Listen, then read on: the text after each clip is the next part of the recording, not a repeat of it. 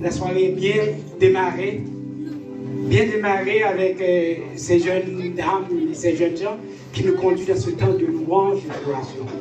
Nous sommes arrivés à un moment où on dirait que la parole d'un homme a beaucoup plus d'autorité que la parole de l'Éternel. Et c'est l'une des raisons qui fait que ce soir, nous voulons souligner de concert avec toutes les autres églises qui met à part ce dimanche, comme dimanche de la Bible. Nous voulons assurer ou souligner ou mettre l'accent sur la valeur, l'autorité, l'importance de la parole de Dieu. Et lui donner la place qu'il mérite au sein de son église. Car c'est la parole de Dieu qui fait autorité dans son église. Eh bien, nous allons mettre ce bémol par une réflexion sur la parole de Dieu. Et pour ce faire, j'ai invité, disons, le père que je n'ai pas eu. Ben, j'avais un papa, mais mon père n'était pas pasteur. Mon père n'était pas professeur. Mais j'ai connu le révérend, pasteur et professeur Livlo Prophète depuis Haïti. Et j'ai rencontré à nouveau à Montréal. Et il est toujours ce coach, ce professeur, ce conseiller, et cette personne qui nous conseille d'aller de l'avant et de progresser dans notre foi avec le Seigneur. Aujourd'hui, il va nous entretenir sur la parole de Dieu. La Bible, un trésor inestimable. Applaudissez le Seigneur, pasteur Prophète.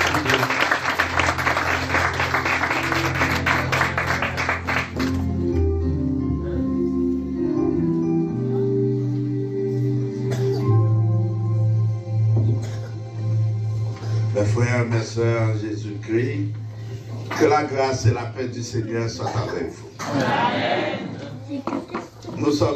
Je suis bien content d'être avec vous. Alors, comme Pasteur Donald vient de vous dire, ça fait des années depuis qu'on s'était rencontrés. Et arrivé ici aussi, nous sommes encore en correspondance et en communion, et je suis bien content que Dieu, sa présence est là. Elle est là pour permettre à cette assemblée de voir le jour. Et ce soir, nous sommes ensemble dans un moment très, très spécial.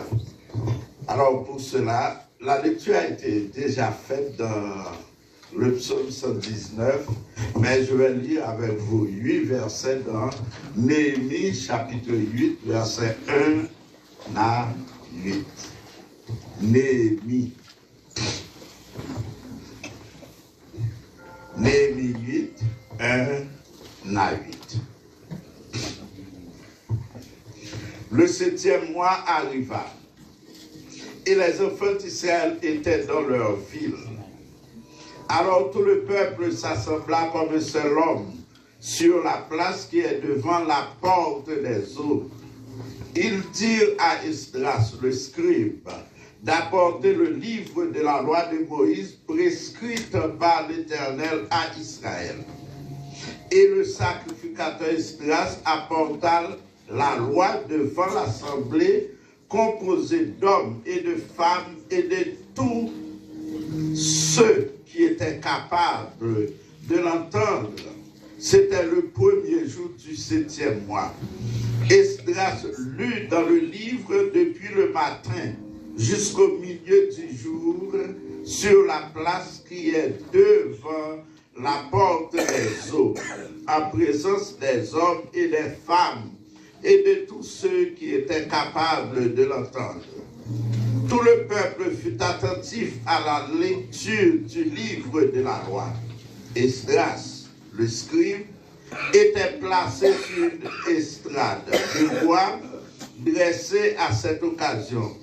Auprès de lui, à sa droite, se tenaient Matitia, Shema, Anaja, Uri, Ilkija et Maaseja, et à sa gauche, Pedaja, Miskaël, Malkija, As, Sum, As, Badana, Zacharie et Meshulam. Esdras ouvrit le livre à la vue de tout le peuple, car il était élevé au-dessus de tout le peuple. Et lorsqu'il l'eut ouvert, tout le peuple se tint en place. Esdras bénit l'Éternel, le grand Dieu, et tout le peuple répondit en levant les mains. Amen. Amen. Amen. Et ils s'inclinèrent et se prosternèrent devant l'Éternel, le visage contre terre. Josué, Bani, Chérébia, Jamin, Akub, Sabetaï, Odija, Maëseja, Kelita, Azaria, Josabad, Anan, Pélaja et les Lévites expliquaient la loi au peuple et chacun restait à sa place. Ils lisaient distinctement dans le livre de la loi de Dieu et ils en donnaient le sens pour faire comprendre ce qu'ils avaient lu. Comme ceci a été projeté, il y a un thème pour ce soir, c'est la Bible, un trésor inestimable. Et moi-même j'ajoute la valeur inestimable de la parole de Dieu. C'est sur ce sous-thème que je vais vous entretenir pour quelques minutes. Et je prends deux autres textes que j'ai mis pour vous. C'est Psaume 19, versets 8 à 11. Psaume 19, versets 8 à 11. La loi de l'Éternel est parfaite. Elle restaure l'âme. Le témoignage de l'Éternel est véritable. Il rend sage l'ignorant. Les ordonnances de l'Éternel sont droites. Elles réjouissent le cœur. Les commandements de l'Éternel sont purs. Ils éclairent les yeux. La crainte de l'Éternel est pure. Elle subsiste à toujours. Les jugements de l'Éternel sont vrais. Ils sont tous justes. Ils sont plus précieux que l'or, que beaucoup d'or fin. Ils sont plus doux que le miel, que celui qui coule des rives. Il y a un autre verset, c'est Psaume 34, verset 11. Psaume 34, verset 11. Les lionceaux éprouvent la disette et la faim, mais ceux qui cherchent l'Éternel ne sont privés d'aucun bien. Je reprends ce verset. Les lionceaux éprouvent la disette et la faim, mais ceux qui cherchent l'Éternel ne sont privés d'aucun bien. Pasteur Donald avait souligné ça pour vous. Plusieurs assemblées, plusieurs confessions de foi, plusieurs sociétés bibliques mettent un jour à part pour célébrer la fête de la Bible. La société haïtienne, elle a choisi le deuxième dimanche de décembre comme jour de la Bible. Mais ce soir, nous sommes ici avec l'Assemblée évangélique Ephata, qui elle aussi choisit ce moment pour faire ressortir l'importance de la Bible comme la parole de Dieu. Et comme je vous avais dit au début, ils ont choisi comme thème la Bible, un trésor inestimable. Et c'est à ce propos que je vais vous entretenir sur la valeur inestimable de la Bible. Je m'excuse parce qu'il y a un faux.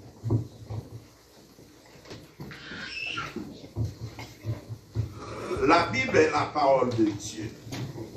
Dieu a utilisé des hommes pour écrire la Bible comme il a fait pour Jérémie. Nous lisons dans Jérémie 30, verset 1 et verset 2. La parole qui fut adressée à Jérémie de la part de l'Éternel en ces mots. Ainsi parle l'Éternel, le Dieu d'Israël, écris dans un livre toutes les paroles que je t'ai dites. La Bible, on l'a définie comme la parole de Dieu, parole écrite. Et c'est ce que Dieu avait dit à Jérémie. Écris dans un livre toutes les paroles que je t'ai dites. Et la Bible, non seulement elle est la parole écrite de Dieu, mais Dieu aussi, il a utilisé des hommes. Dieu a utilisé des hommes pour aussi parler ensemble. Et c'est comme nous venons de voir, et il a parlé à Jérémie d'écrire dans un livre, mais aussi, non seulement Dieu a utilisé des hommes pour écrire la Bible, mais Dieu aussi, lui, il a écrit lui-même. Et c'est ce que nous trouvons dans Exode 31, verset 18. Lorsque l'Éternel eut achevé de parler à Moïse sur la montagne de Sinaï, il lui donna les deux tables du témoignage, tables de pierre écrites du doigt de Dieu. Dans Exode encore 32, verset 16, les tables étaient l'ouvrage de Dieu et l'écriture était l'écriture de Dieu gravée sur les tables. La première chose que nous considérons, la Bible est la parole écrite de Dieu. Et nous le savons bien, Dieu a utilisé des hommes pour écrire la Bible. Quand je dis que Dieu a utilisé, Dieu lui-même, il a utilisé non seulement l'intelligence, mais Dieu aussi, ces hommes-là, sous la dictée du Saint-Esprit, ont écrit. Mais Dieu lui-même, comme nous voulons faire ressortir que la Bible est la parole écrite de Dieu, Dieu lui-même a écrit. Et c'est ce que nous voyons dans ces deux références. Les tables étaient l'ouvrage de Dieu et l'écriture était l'écriture de Dieu gravée sur les tables. Exode 32, 16. Exode 31, 18, lorsque l'Éternel eut achevé de parler à Moïse sur la montagne de Sinaï, il lui donna les deux tables du témoignage, tables de pierre écrites du doigt de Dieu. Et ce que nous voyons, la Bible est non seulement la parole écrite de Dieu, mais elle est aussi la parole infaillible, selon ce que nous lisons dans les textes que je vais lire pour vous. Lorsque nous disons que la Bible est la parole infaillible de Dieu, c'est-à-dire qu'il n'y a pas de fausseté, tout est exact. Comme la Bible contient la parole infaillible de Dieu. Pas de faille, pas d'erreur. Et on appelle ça, dans d'autres termes, l'inhérence de la Bible. Pas d'erreur dans la Bible. Et selon ce que nous lisons dans Jean 17, 17, sanctifie-les par ta vérité, ta parole est la vérité. Amen. Amen. Amen. Amen. 2 Timothée 3, verset 16. Toute écriture est inspirée de Dieu et utile pour enseigner, pour convaincre, pour corriger, pour instruire dans la justice. Et nous avons un autre verset clé, c'est 2 Pierre 1, verset 21. Car ce n'est pas par une volonté d'homme qu'une prophétie a jamais été apportée, mais c'est poussé par le Saint-Esprit que des hommes ont parlé de la part de Dieu. Oui, si vous trouvez certains détracteurs peuvent dire que oui, c'est l'homme qui écrit la Bible, puisque l'homme n'est pas parfait, la Bible aussi gagne erreur là-dedans. Et parfois, on peut vous dire qu'il y a de la contradiction dans la Bible. Mais nous aussi, à partir de ce que nous pouvons à travers la Bible, nous pouvons dire que Dieu a utilisé des hommes. Certes, mais ces hommes-là ont été conduits par Dieu et Dieu leur a dicté ce qu'ils devaient écrire. Et c'est pourquoi il est dit, toute écriture est inspirée. Inspiré, thème ça, c'est tant pour bon Dieu souffler. Souffler. Et nous avons deux exemples dans la Bible, côté bon Dieu. Alors, nous ne pouvons pas parler de l'autre bagaille, parce qu'il y a l'autre thème nous avons joué. Côté bon Dieu souffler, vous vous rappelez que pour la formation de l'homme, Dieu a créé, si nous voulons boule là, boule tête, ni moins nous hier, pas comme si ça a touché. Parce que moi, personnellement, on considère ça, les gens mourir, souffle aller, reste là salé. Alors, dit ça. Sous permettre l'expression, on pile bagaille. C'est pas ça? Ouais. Le corps est là, inanimé. Ou mettre faire, sauver avec.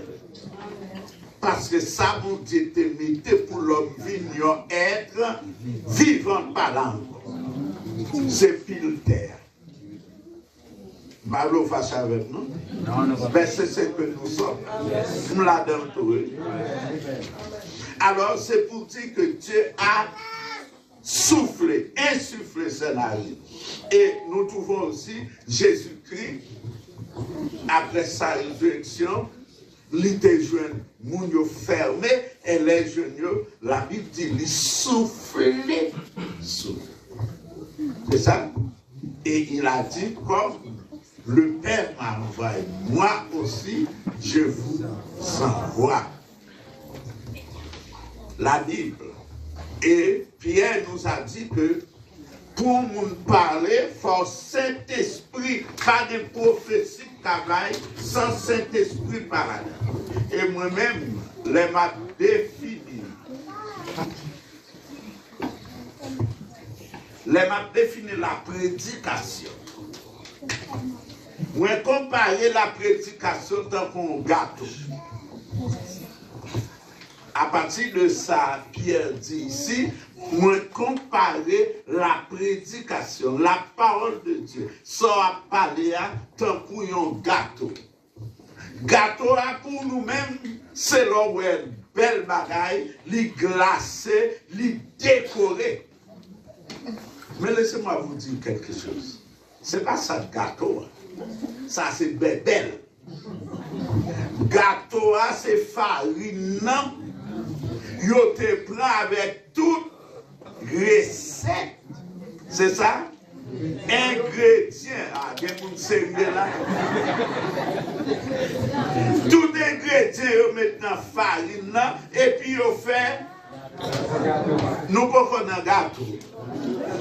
Vous faites pâte là, puis aimez ça. Là, vous faites pâte là, vous mettez dans le four. Quand il y a l'aile, saute dans le four. Fique là, aide me parler. Ça, vous faites. Vous décorez. Maintenant, mon petit bon mot créole, vous faites bébé. Oh, là où il y a tiré chez un bel gâteau bien campé. Mais si nous prenons, ce n'est pas ça gâteau. Gâteau, c'est farine, vous mettez tout ingrédient, tout le bagage là-dedans. C'est lui qui est gâteau. Et comme je vous ai dit, pour la prédication, il n'y a pas de prédication sans le Saint-Esprit.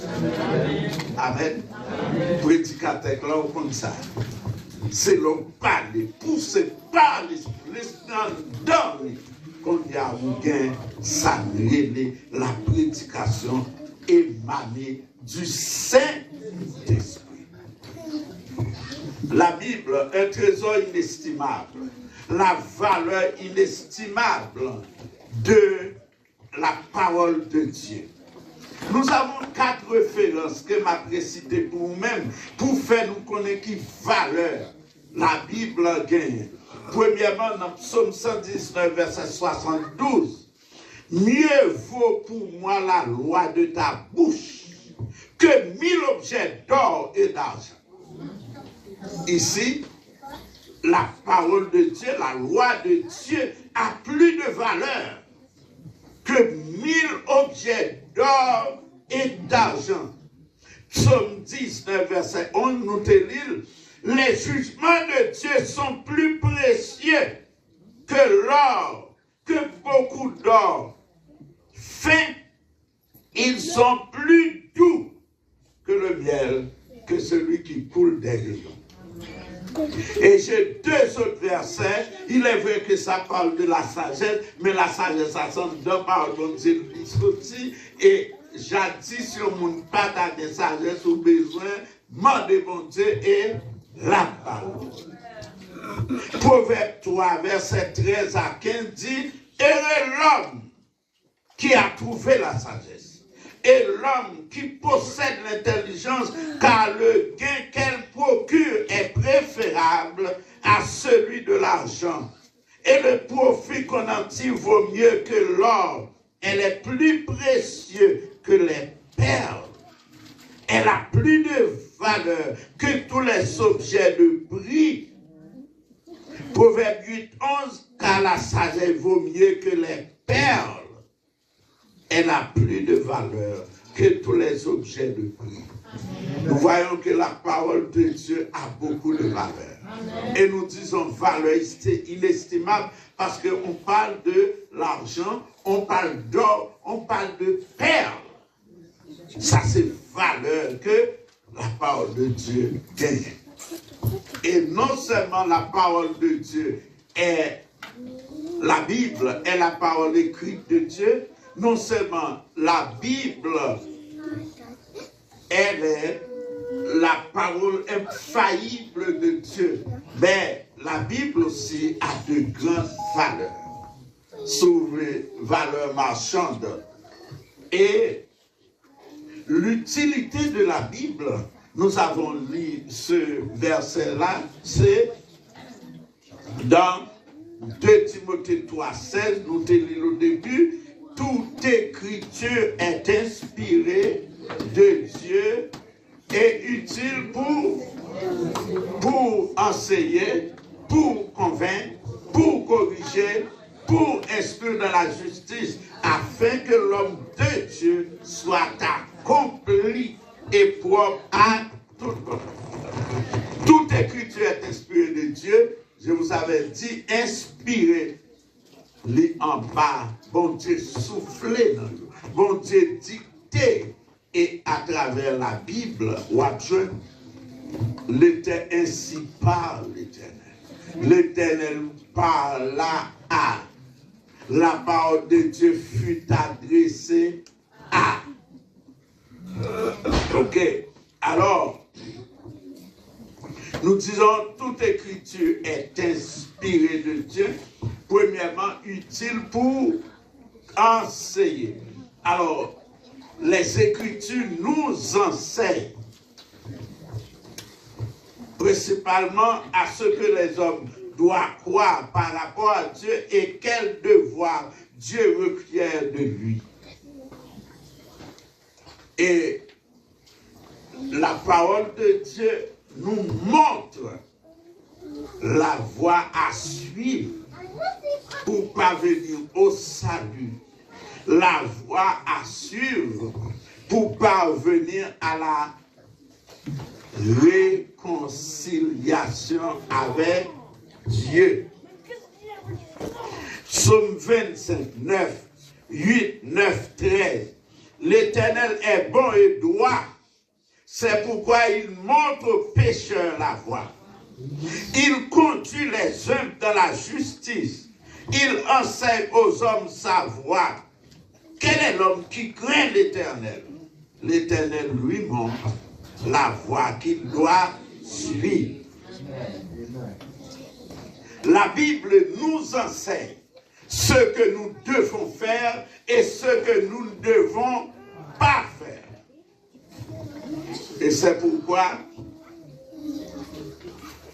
je voulais faire ça, mais pas beaucoup de temps. La Bible, un recueil d'instructions civiques, morales et religieuses. Tout ça entre dans la Bible. Ésaïe 5, verset 20, verset 21. Écoutez, j'avais dit que la Bible, qui est la parole de Dieu, nous enseigne ce que nous devons faire et ce que nous ne devons pas faire. Ésaïe 5, verset 20, verset 21. Malheur à ceux qui appellent le mal bien et le bien mal, qui changent les ténèbres en lumière et la lumière en ténèbres, qui change l'amertume en douceur et la douceur en amertume. Malheur à ceux qui sont sages à leurs yeux et qui se croient intelligents. Tite 2, verset 11, verset 12, car la grâce de Dieu, source de salut pour tous les hommes, a été manifestée. Elle nous enseigne à renoncer à l'impiété et au convoitisme mondain et à vivre dans le siècle présent selon la sagesse, la justice et la piété. La Bible est utile pour enseigner. La Bible est utile pour convaincre. Convaincre, il a le même sens à réprimander. Les nous dit convaincre, la Bible est là pour faire prendre conscience état où il est. État où il est, et la Bible là aussi pour faire comprendre que ce qui ça gagne, pour faire comprendre que la vérité qui gagne dans la Bible face à enseignement faux que yo kabarou et qui a campé en face de la Bible. Et c'est ce que nous trouvons dans Hébreux 4, verset 12, car la parole de Dieu est vivante et efficace, plus tranchant qu'une épée quelconque à deux tranchants. La Bible est capable de partager âme et esprit, jointure et moelle. Elle juge les sentiments et les pensées du cœur. La Bible, elle est utile pour corriger. Corriger le sens redresser.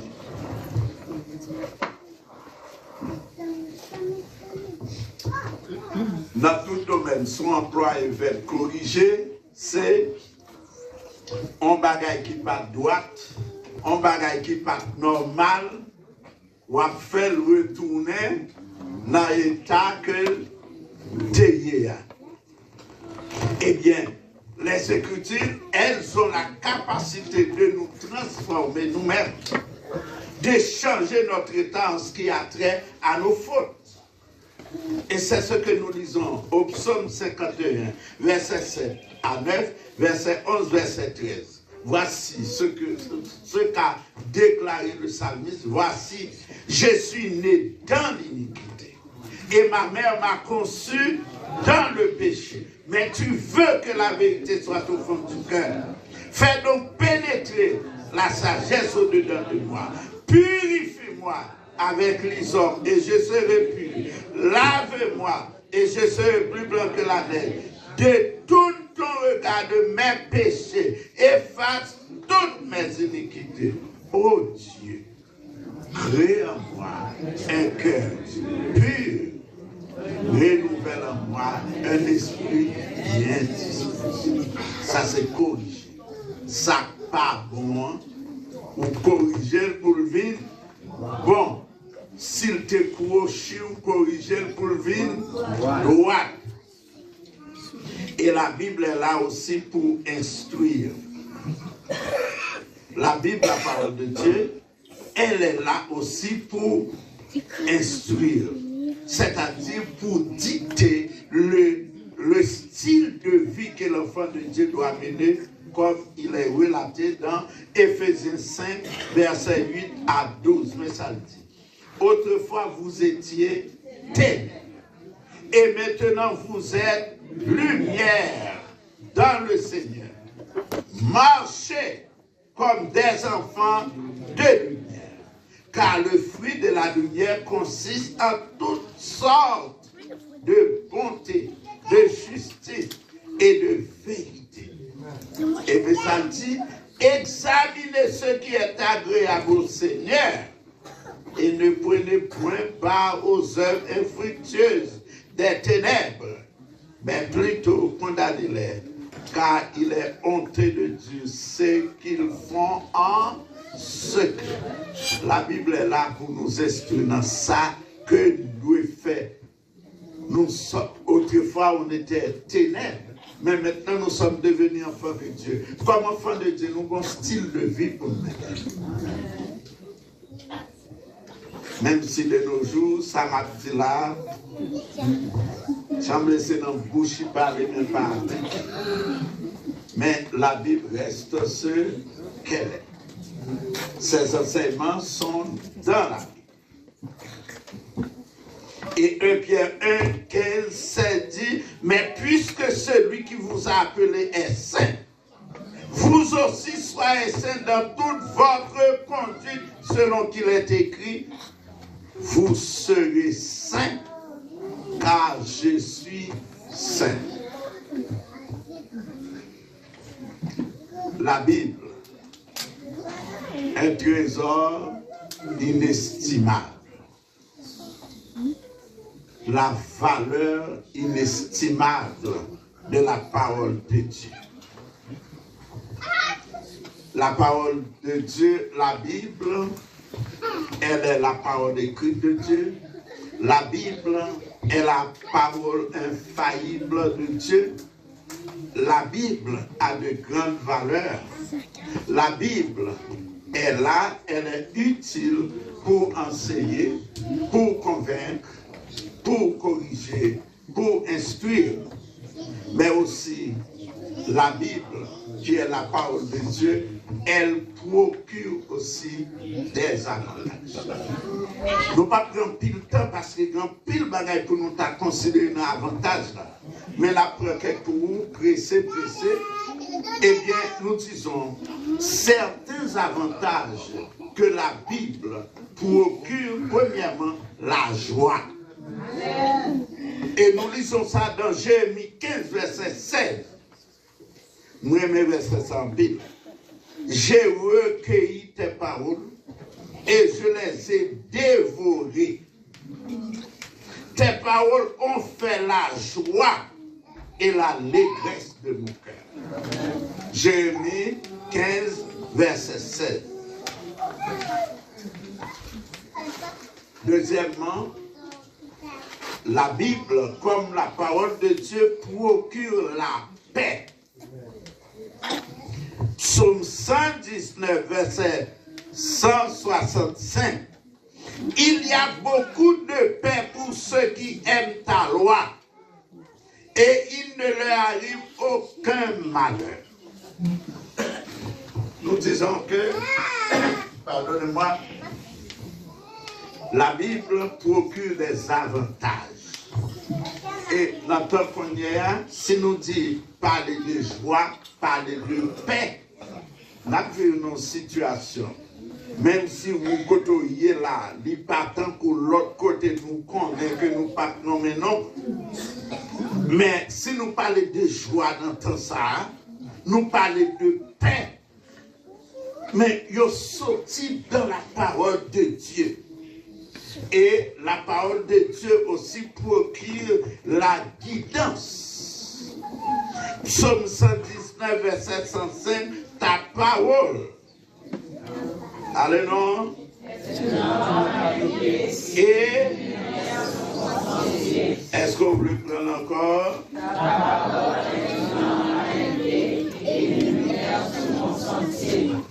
Jésus te dit, je suis la lumière, celui ne marchera. Ok. La parole de Dieu est une guidance pour nous, les diriger. Et nous songeons, l'aime l'école, c'est dans la primaire, là, on te parle de phare. Est-ce que les gens l'ont aidé? Phare, ils sont lumière pour guider. Bateau côté monter là, distance liée à lui. Quatrièmement, la parole de Dieu procure la guérison.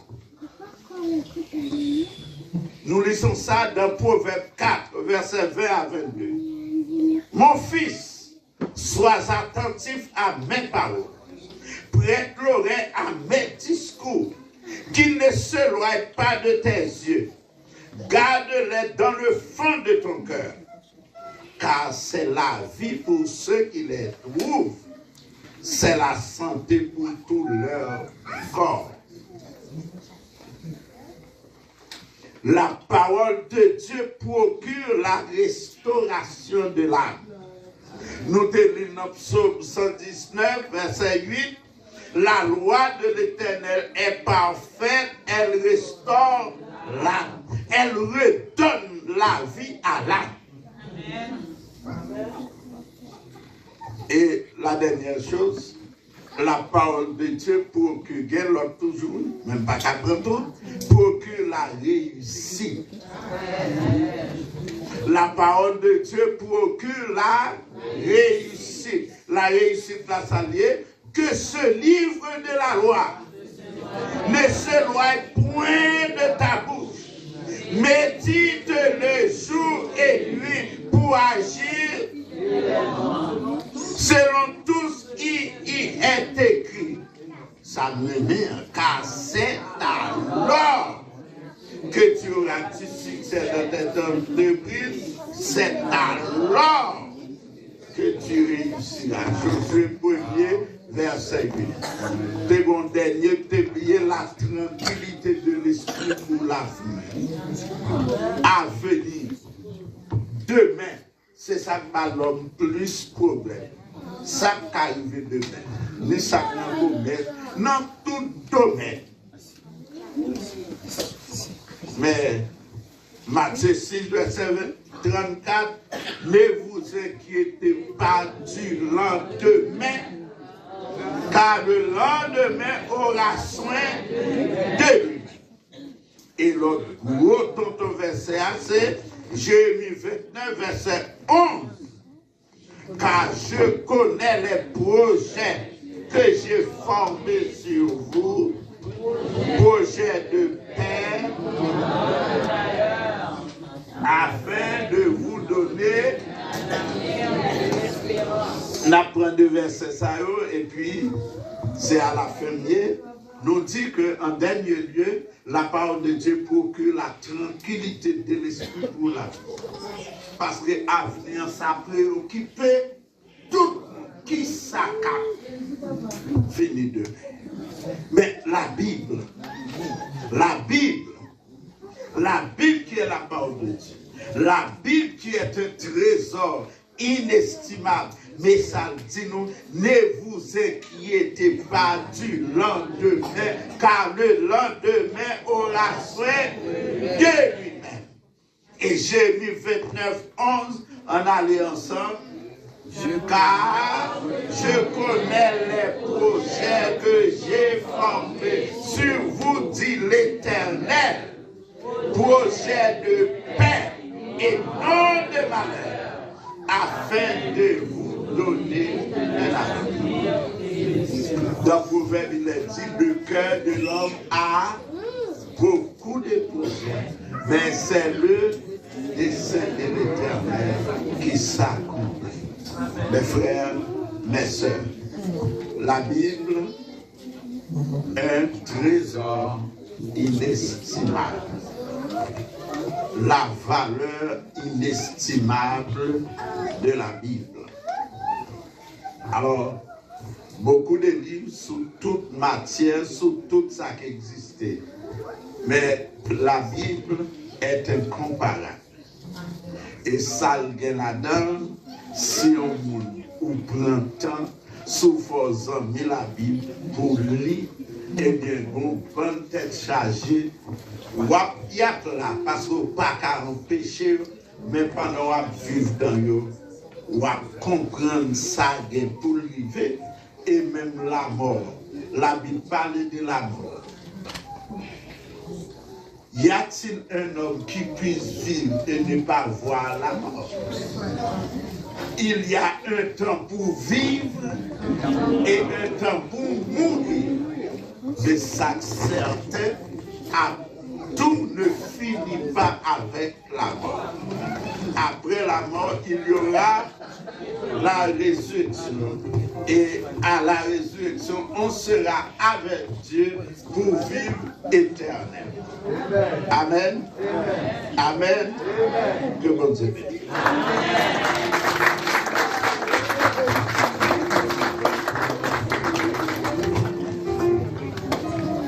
Amen. Merci beaucoup, pasteur prophète. Merci pour cette réflexion qui nous amène encore plus loin dans notre démarche d'aller en profondeur avec Dieu, d'aller plus loin. Et cette parole, comme dit, c'est notre guidance, c'est notre lumière. Et maintenant, nous allons continuer dans cette soirée de louange, tandis que nous allons introduire une sœur. Nous allons introduire un artiste ou une adoratrice, la sœur Mireille Filoska. Donc elle sait déjà, bon, elle est passée de présentation, je comprends, parce que c'est pas sa première présentation, dans des soirées comme celle-là, dans les concerts, ou dans les réponses, dans les galas. Donc je vous présente les jours.